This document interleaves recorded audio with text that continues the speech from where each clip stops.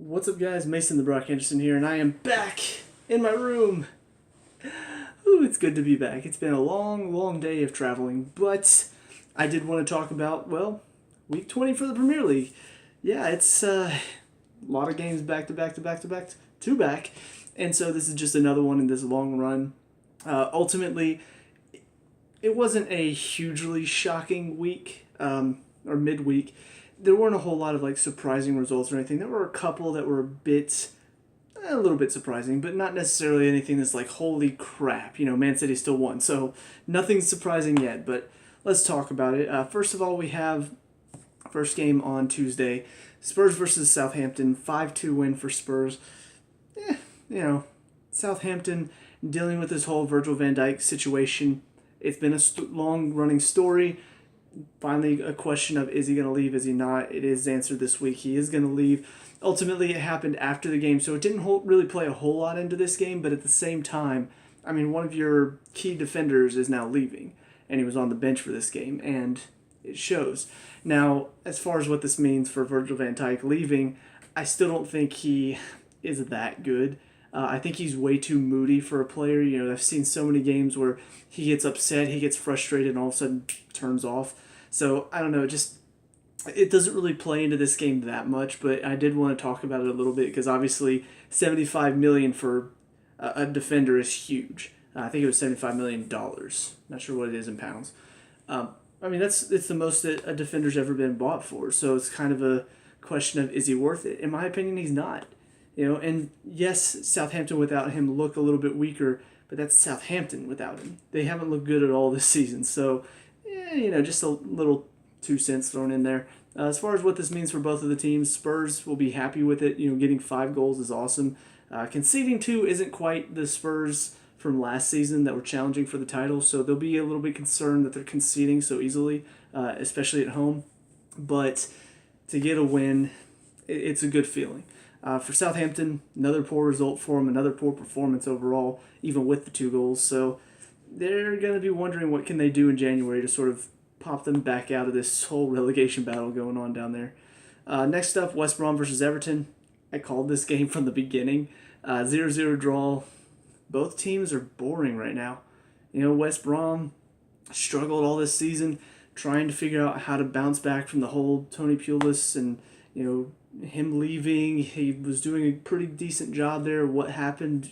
Can they turn it around? They're playing more defensive. Everton, Sam Allardyce, boring defensive and boring 0-0 draw overall. So, yeah, it's kind of expected from both teams. Next up, Watford, Leicester. 2-1 win for Watford. Finally get a win after several losses in a row.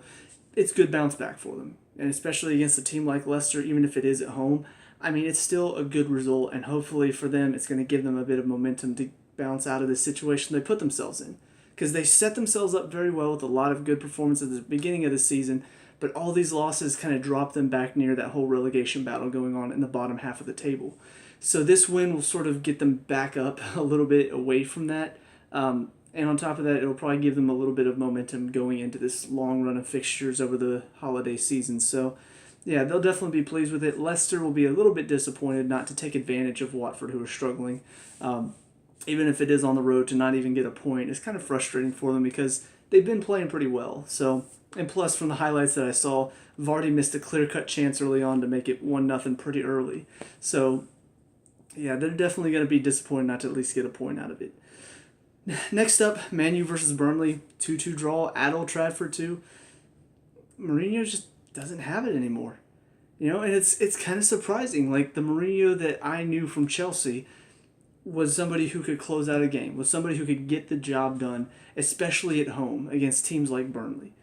And so to see them dropping points, this is what the second draw in a row and a third winless game in a row. That's not good enough. Losing to Bristol, drawing against Leicester, giving away a late goal, and then drawing against Burnley, having to get a late goal to get the equalizer at home. It's just not been good enough. It's not been the Jose Mourinho that I think we've all come to expect. And I think part of that is because of the pressure that he's feeling because Pep's doing so well. And, It's that old rivalry, the Barcelona-Real Madrid rivalry coming back. Now it's Manchester United versus Manchester City. But Pep's doing so much better than he is, and I think it's getting to him a little bit. I think the guy who's usually playing the mind games is actually having mind games played with him right now, and it's starting to show. So I find it very interesting that it is affecting him so much. That he is struggling so much because he's normally so good about getting the job done early and then closing out the rest of the game. Against teams like Burnley, normally they come to their place, you get a 1-0 lead early on, and then that should be it. Either you get another one to close it off, or you just finish the game 1-0.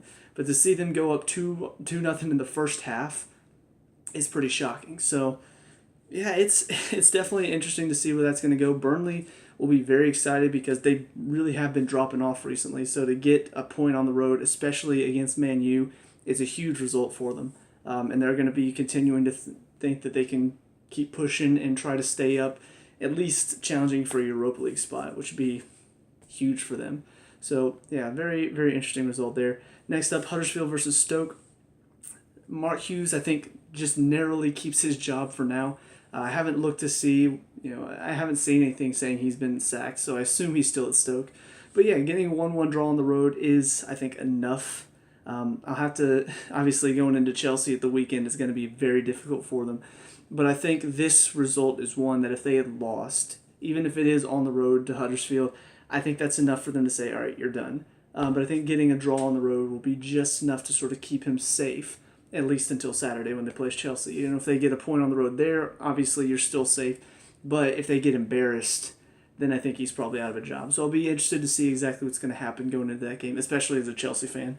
But for Huddersfield, they'll be a little bit disappointed not to take advantage of a Stoke that's really been struggling recently. Yes, they put themselves in enough position to where this draw doesn't really hurt them, but this is a win that should have been a win and should have sort of kept them in a comfortable situation and not inching closer to that drop zone. So I think the results around them went pretty well for them, though. Like, Southampton losing, and who was the other team? I think Everton was the other one. They drew as well. So, yeah, they'll be happy with a point, but I think they will be a little bit disappointed not to get anything out of it. Chelsea-Brighton, 2-0 win for Chelsea. Comfortable at home. A little bit, like I said in the review, a little bit frustrating in the first half that they were shut out for the entire first half. But then when they got the goal, things felt a lot more comfortable. So they're going to hope that those first halves will sort of like start going away, that they don't keep having these struggles. For Brighton, didn't really challenge that much until the very end. In the first half, they didn't really create much of anything. So it's not necessarily frustrating for them because, going on the road to one of the top 6 teams is always going to be tough for a newly promoted side. But I think one of the things that all these newly promoted sides have is they generally can put a lot of pressure. They'll challenge them with not necessarily their quality, but their hard work rate. And in my opinion, they didn't really do that against Chelsea. So I think they'll be disappointed with that part. Looking at Huddersfield and looking at Newcastle, they can trouble the top teams at times, not necessarily beat them, but they can cause some issues by just being just hardworking, plucky, going in, trying to get the ball. That's how they trouble teams. Look at Newcastle, which I'll talk about that game in a second. They go at home against Man City. They managed to keep it at 1-0, and then nearly get a late equalizer. So they really challenged them. They put a lot of pressure on them, even though they're kind of smaller. Huddersfield did the same thing earlier in the season. I think it was. They beat Man U, but there's another team that they challenged. I think it was Man City. Can't remember now. But these teams they can do that, but Brighton don't seem to be doing that. Of the 3 that got promoted, they seem to be the one team that doesn't really put in a good performance whenever they face the top 6. It's like every single time I think they face the top 6, I think they've lost. They may have drawn against Tottenham. But it's something that they may want to look at as far as like their performances. Are they good enough to keep them in the top flight? I don't know. I don't think they are, just based on what I've been seeing from them. So the last game at this time slot was a great game. Wish I could have seen it. Bournemouth-West Ham, 3-3 draw. For Bournemouth, they'll be frustrated because, yes, obviously they did come back after being down 3-2, but they also let West Ham back into the game, I believe. I'm pretty sure it was 2-0, and then they let them get up 3-2 and then got one back late on. So it's kind of like the Arsenal-Liverpool game last weekend, where it was kind of like Arsenal will be happy after being 2-0 down to come back 3-2, but then they'll be disappointed to give away a late equalizer and make it 3-3. And Liverpool would be upset to give away a 2-0 lead, but then they'll be happy to manage to get that late equalizer. It's kind of the same thing here. They'll both be happy and disappointed. Of the two, though, I think probably Bournemouth will be a little bit more disappointed just because it is at home and they've needed results at home. And this is one that they probably should have gotten. So yeah, it's a little bit more disappointing from them. West Ham, they managed to get a point on the road, which is great for them. But then again, they were also up 3-2 and gave away a late equalizer, so they'll be disappointed with that part of it. So it's both teams that really needed a win. A draw doesn't suit either of them, but they'll be happy for different reasons and sad for different reasons. And then the last game on Tuesday was Liverpool-Swansea. No surprise here. Liverpool wins 5-0 comfortably against the Swansea team that's really been struggling, even though they got rid of Paul Clement. At least I'm pretty sure they did. I don't want to say that and be wrong. I'm pretty sure I heard that they sacked him. I can't remember when, but I'm pretty sure they did. But yeah, for Liverpool, they've been comfortably winning at home. It's been no problem for them to win at home. And going up against the Swansea side that just really has been struggling lately, this is an expected win. This is one where you should dominate the game and you should comfortably handle them. So I don't think there are any surprises here. I think the only surprise would have been if Liverpool hadn't scored more than 3 goals. That would have been like, how could you not score against them that much?